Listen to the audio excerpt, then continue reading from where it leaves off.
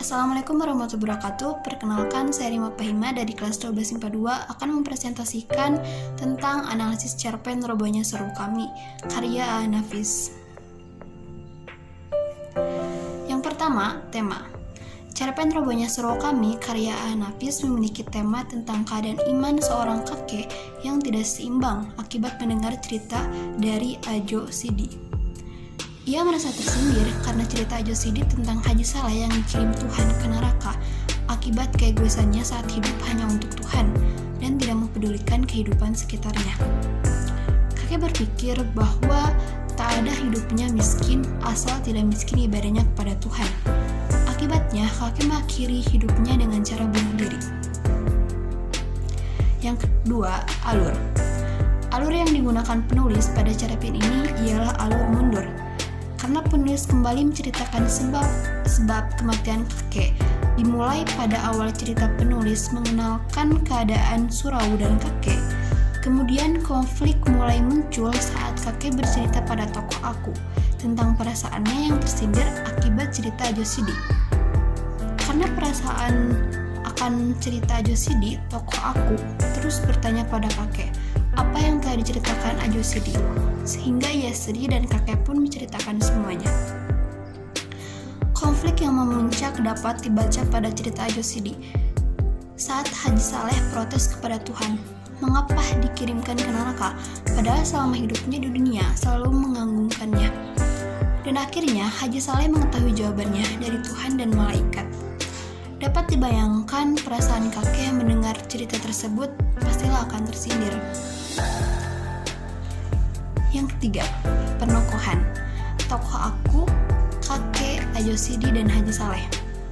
Tokoh aku pada cerita ini ialah orang yang selalu ingin tahu dan mengetahui di segala aspek, seperti yang mencari tahu mengapa kakek tersindir dengan cerita Ajo Sidi hingga ia mengetahui sebab kakek meninggal. Ada juga tokoh kakek. Tokoh kakek merupakan tokoh utama dalam cerita ini. Wataknya pada cerita ini ialah mudah percaya omongan orang lain, sehingga ia berpikiran pendek. Kakek juga tekun beribadah, tapi tidak kuat iman dan mementingkan dirinya sendiri. Lalu, Ajo Sidi. Ajo Sidi ialah pembuat. Pada cerita ini diceritakan tokoh aku bahwa Ajo Sidi pembuat hebat yang telah dikenal dan oleh ceritanya kakek terpengaruh dan percaya kepada Ajo Sidi. Yang terakhir ada Haji Saleh. Tokoh ini ialah tokoh dalam cerita Ajo Sidi, merupakan seorang yang taat agama dan mementingkan dirinya sendiri. Ia tidak terima dijebloskan ke neraka.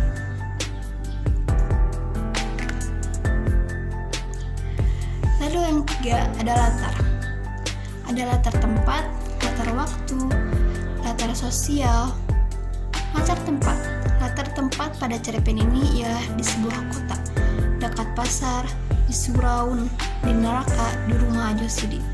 Lalu ada latar waktu. Saat tokoh aku berbincang dengan kakek, saat Ajo Sidi menceritakan Haji Saleh di neraka. Ada pula yang sama dengan latar tempat. Lalu yang terakhir ada latar sosial.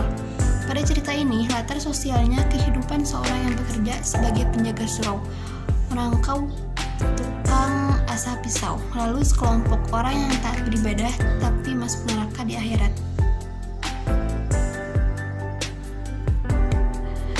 Yang kelima, sudut pandang dan gaya bahasa.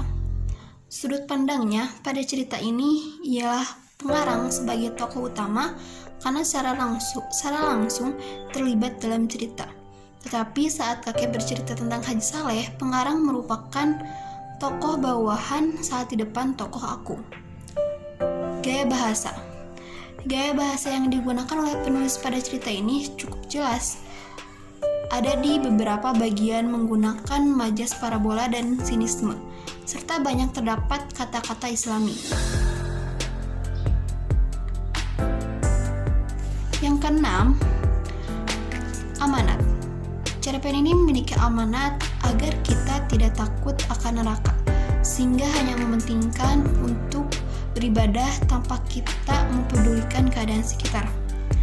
Padahal Tuhan juga menyuruh kita untuk hidup bersosial meskipun beribadah itu juga penting. Kemudian, jangan terlalu mengambil hati omongan orang lain yang dikira belum tentu benar. Dan jangan pula suka mengumbar-umbar sesuatu seenaknya sendiri. Hendaknya kita menjaga omongan kita pada orang lain. Amanat selanjutnya ialah jangan berbesar kepala dengan apa yang kita kerjakan, karena apabila kita terlalu membanggakan kebaikan kita, disanalah keburukan kita terlihat oleh Tuhan.